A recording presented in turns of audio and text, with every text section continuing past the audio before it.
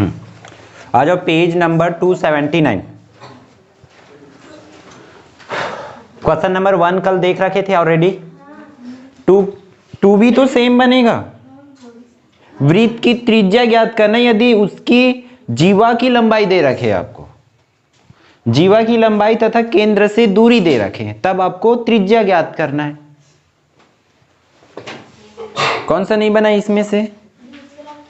आप लोगों से भी नहीं बना? पक्का बना कांचा? Very good.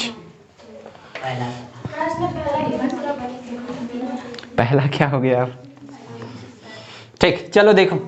ठीक, मान के चलो मेरे पास कोई क्वेश्चन है सेम उसी टाइप से, मैं उस पहला दूसरा कर रहे हो इसलिए मैं उसका सैंपल क्वेश्चन बता दे रहा हूं। ठीक है, हमें क्या दे रखे? किसी वृत्त की केंद्र से दूरी, मान के चलो मुझे दे रखे हैं केंद्र से दूरी जो है 5 सेंटीमीटर है। क्लियर? केंद्र से दूरी 5 सेंटीमीटर और जीवा की माप,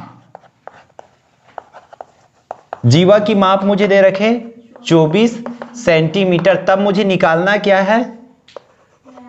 वृत्त की त्रिज्या।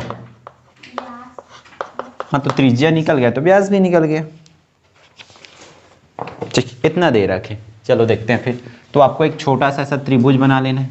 ठीक, एक केंद्र लेंगे, केंद्र से कितनी दूरी पर? देखो केंद्र से 5 सेंटीमीटर की दूरी पर एक क्या है? जीवा है। ऐसे मतलब ये दे रखे हमें 5 सेंटीमीटर की दूरी पर कोई जीवा है और इस जीवा की टोटल लंबाई जो है यहां से लेकर के यहां तक कितना है? 24 सेंटीमीटर। क्लियर?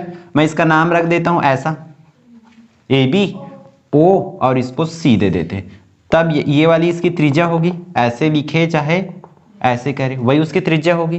क्लियर? यहां पर हमें देखो ये पता है और पूरा इसका मान पता है, तो आधे का मान निकालना पड़ेगा। ठीक है, हम लोग कैसे लिख सकते हैं? यहां अगर मुझे मान के चलो AC का मान चाहिए, AC का मान ज्ञात करने के लिए मैं क्या करूंगा? पूरे में AB को 2 से भाग कर दूंगा तो हो जाएगा वो। ठीक है, आधा तो होता है ना। क्यों? क्योंकि हमने प्रमेय पढ़ रखे हैं कि केंद्र से डाला गया लंब क्या करते हैं? जीवा को समद्विभाजित करता है, मतलब जीवा को बराबर बराबर भागों में बांटता है, इसलिए हम लोग ऐसा लिख सकते हैं। तो AC का AC और AB का मान कितना दे रखे हमें? 24, तो 24/2 कर लोगे। फिर AC बराबर, इसको कट करोगे तो 2 1 कम 2, 2 1 कम 2, 2 दूनी 4, कितने बार में कटेगा? 12 बार में। मतलब हमें यहाँ की वैल्यू भी पता चल गया। अब हमें त्रिज्या निकालना है, तो इसकी मान निकालना है। तो सिंपल सी बात है, एक त्रिभुज लो आप लोग। त्रिभुज क्या नाम दें? OAC में क्या लेंगे? पाइथागोरस प्रमेय से। पाइथागोरस प्रमेय लोगे तो उसमें कर्ण कौन सा बनेगा? देखो लंब है तो यहां पर 90 अंश का बनेगा, तो कर्ण कौन सा बनेगा? OA का वर्ग। और शेष दो भुज, आप किसी को भी पहले लिखो किसी को भी बाद में लिखो, वो मैटर नहीं करता है। ठीक है, क्योंकि पाइथागोरस प्रमेय हमें यही बताते हैं कि कर्ण का वर्ग जो है शेष दो भुजा बोले, तो आप किसी को भी पहले लिख सकते हो। तो किसको लिखें? OC का वर्ग प्लस AC का वर्ग। क्लियर?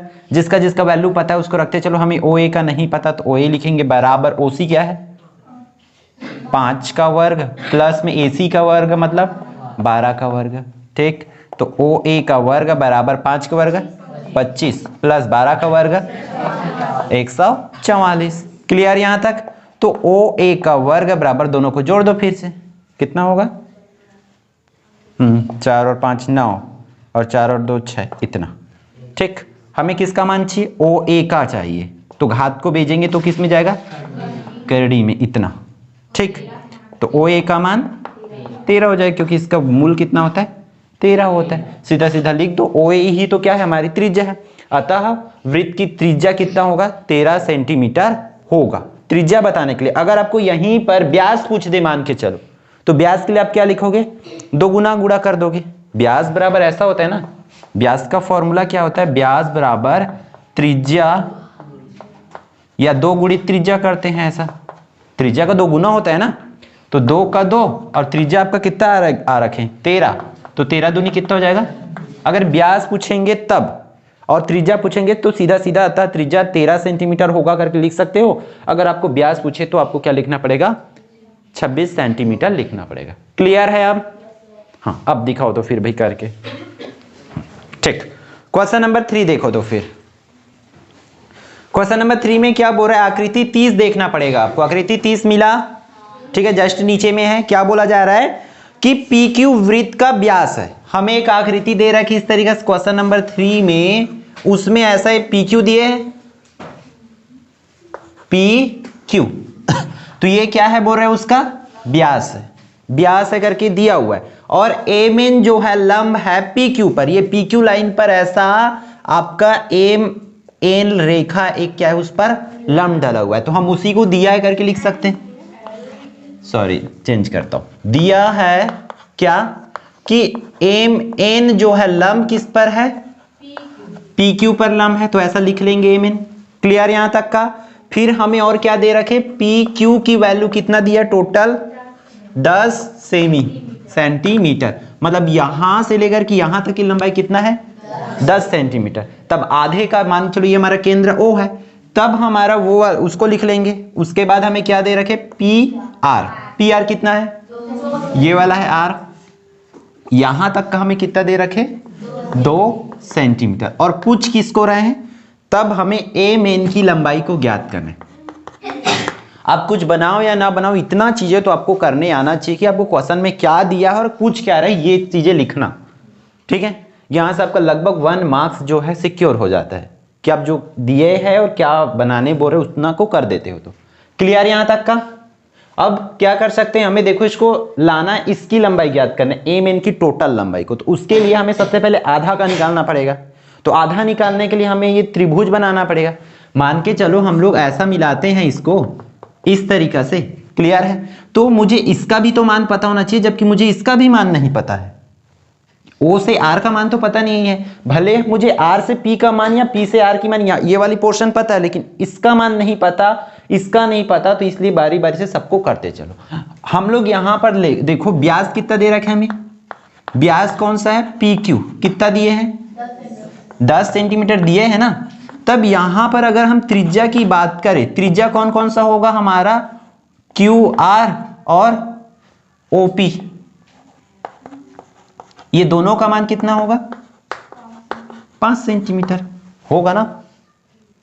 आधा पूरा 10 है तो ये क्यू आर लिखा हूं ना, सॉरी, ऐसा ओ क्यू और ओ पी, ओ से क्यू ये वाला और ओ से पी, ये कितना कितना होगा, 5 सेंटीमीटर होगा, दोनों 5 सेंटीमीटर, क्योंकि हमारी व्यास उतना दिया था, त्रिज्या जो है इतना होगा। क्लियर? अब देखो मुझे पूरे का वैल्यू पता है, क्या दिया है मुझे, ओ से पी की वैल्यू कितना दे रखे, ओ पी को मैं क्या मानूंगा, ऐसा 2 टुकड़ों से मेरा बनेगा, ओ आर प्लस में पी आर। ओ पी जो है पूरा का पूरा, इसकी बात करूं ना मैं, ओ से पी की जो दूरी है वो दोनों टुकड़ों से मिलकर के बना हुआ है ना, किसका किसका, ओ आर और पी आर, दोनों से मिलकर बना है ना, ओ आर और पी आर। तो ओ पी का मान कितना है, 5, और ओ आर की मान पता है क्या, हमें नहीं पता, तो ओ आर को ओ आर लिखूंगा, पी आर की वैल्यू कितना है, 2, तो इतना लिख सकते हैं। अब मुझे ओ आर का निकालना है, तो ओ आर को यही रहने दो, 2 को इस साइड भेजेंगे तो 5 - 2 हो जाएगा, फिर 5 में 2 जाएगा तो 3। अब मुझे पता चल गया कि ओ आर की वैल्यू कितनी है, 3 सेंटीमीटर है। तो ये वाली 3 सेंटीमीटर, ये वाली 2 सेंटीमीटर। अब मुझे इसका निकालना है, ठीक है। और ये भी तो एक त्रिज्या ही होगा ना, क्योंकि वो भी तो केंद्र से परिधि तक गया है, तो वो भी त्रिज्या होगा। तो त्रिज्या को यहां पर भी डाल देते हैं, उसको भी यहीं पर लगा लेते हैं। क्या क्या नाम हो जाएगा उसका, ओ एम और ओ एन, इन सब के बराबर में कितना होगा, 5 सेंटीमीटर। क्लियर? ठीक। अब मुझे मतलब ये भी पता है, इसकी त्रिज्या तो पता ही है ऑलरेडी, 5 सेंटीमीटर है करके। तो सिंपल से ये वाला लाइन को निकालना पड़ेगा। तो इसमें क्या लेना पड़ेगा, मुझे पाइथागोरस लगाना पड़ेगा। तो ये वाला लाइन का मान आएगा, जितना आएगा उसको 2 गुना कर दूंगा मैं। ठीक, देखें करके क्या लेंगे, त्रिभुज, क्या नाम दे, ओ की ऐसा ऊपर से आ जाए क्या, एम आर ओ में, ठीक। उसमें पाइथागोरस प्रमेय लगाओ। यहां पर देखो 90 अंश का कोण बना है, तो उसमें कड़ा कौन सा होगा, ओ एम। तो ओ एम का स्क्वायर बराबर में एम आर का स्क्वायर प्लस में ओ आर का स्क्वायर। ठीक, जिसका जिसका मान पता है उसको रखते चलो। जैसे ओ एम का पता है क्या हमें 5, तो 5 का वर्ग बराबर एम आर का, ये वाली एम से आर की बीच की दूरी पता है नहीं पता, तो उसको आप लोग लिखोगे एम आर ही प्लस ओ आर की वैल्यू, ये ओ से आर की वैल्यू है 3, तो 3 का वर्ग। सबसे पहले इसका वर्ग हटा दो, 5 का वर्ग 25 और एम आर है तो एम आर का वर्ग लिखेंगे और प्लस 3 का वर्ग 9। ठीक, अब एम आर का मान चाहिए तो एम आर को यही रहने दो, 9 को इस साइड भेज दो तो 25 रीड 9 बन के आएगा। अब 25 में 9 जाएगा तो 16 एम आर का स्क्वायर। ठीक, अब हमें सिर्फ एम आर का मान चाहिए तो क्या करना पड़ेगा, हाँ घात को भेजेंगे किस में आएगा करड़ी, और करड़ी 16 का मान कितना होता है, हाँ करड़ी 16 का मान 4। क्लियर है, ये पता चला हमें आर का मान। ठीक, तब अभी हमें आर का मान, इसका एम आर का मान तो नहीं निकालना था, हमें पूरा एम एन की मान निकालना है। तो एम एन जो है दो चीजों से मिलकर के बना है, क्या लिखोगे तब एम एन की लंबाई, यही याद करना है ना हमें। तो आपको कंप्लीट करना पड़ेगा, एम एन जो है दो चीजों से मिलकर के बना है, किनके किनके से, एम आर